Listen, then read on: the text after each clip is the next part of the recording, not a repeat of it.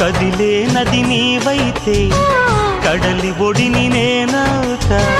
లేత కొమ్మ నీవైతే చివురుటాకు నేనవుతా.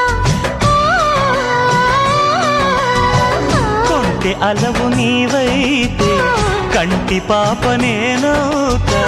వాన జల్లు నీవైతే పూల ఋతువు నేనవుతా.